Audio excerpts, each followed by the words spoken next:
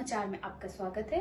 मैं हूं तमन्ना। आइए चलते हैं आज की खबर की ओर। ना बेटे आए ना बेटियां, 4 बच्चों के पिता की वृद्धाश्रम में मौत, कहा डेथ सर्टिफिकेट भिजवा दो। एक पिता ने जिंदगी भर मेहनत कर अपने 4 बच्चों को पाला, जो कुछ कमाया उनके बीच बांट दिया।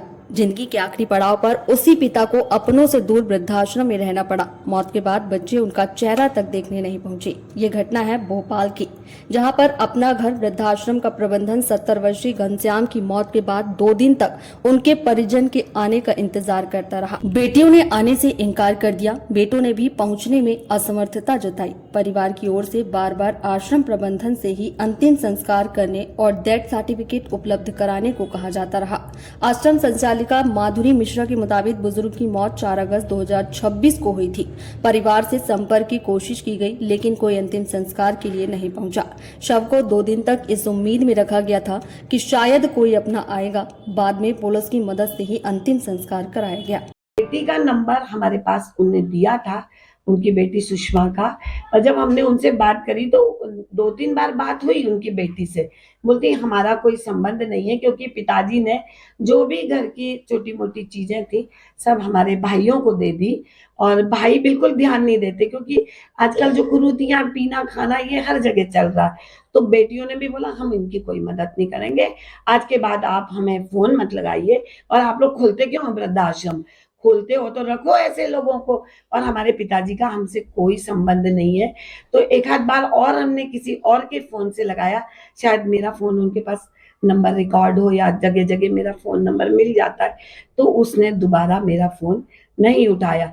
एक बार बोला कि मैं सोमवार मंगलवार को आऊंगी मिलने, तो उनके डिक्शनरी में अभी तक सोमवार मंगलवार नहीं हुआ।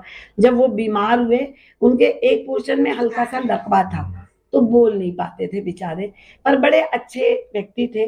फिर उसके बाद जब उनकी डेड बॉडी हम लोग लेके आए, हम बैठे रहे, हमने कहा कोई परिचय का नंबर दे दो, आप जिस एरिया में रहते हो। हमने काफी लोगों से संपर्क भी किया कि आप उनके अड़ोसी पड़ोसी कोई तो आओ हमारा संबल बढ़ाने, क्योंकि बूढ़े माँ बाप को घर से निकाल तो दिया जाता है, उसके बाद आरोप लगाते हैं ये लेके भाग गए, पैसा लेके भाग गए।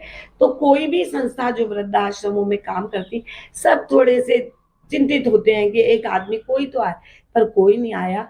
फिर हमने 2 दिन तक उनका बॉक्स में सब रखे रहे, जब उनकी क्रियाक्रम। वहीं अंतिम संस्कार होने के बाद जब परिवार की ओर से डेथ सर्टिफिकेट की मांग की गई, तो माधुरी ने सख्त रुख अपनाया। उन्होंने कहा कि जिस व्यक्ति के अंतिम संस्कार में परिवार शामिल नहीं हुआ, उसके मृत्यु प्रमाण पत्र के लिए भी आश्रम पर दबाव नहीं बनाया जा सकता।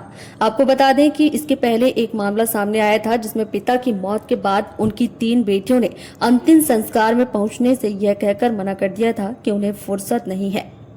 ये थी आज की खबरें। हमारे चैनल से जुड़े रहने के लिए इसे लाइक करें, सब्सक्राइब करें और बेल आइकन दबाना ना भूलें। आप देख रहे हैं जनता के लिए, जनता की आवाज, जनता समाचार। अन्य खबरों के लिए हमारा चैनल सब्सक्राइब करें।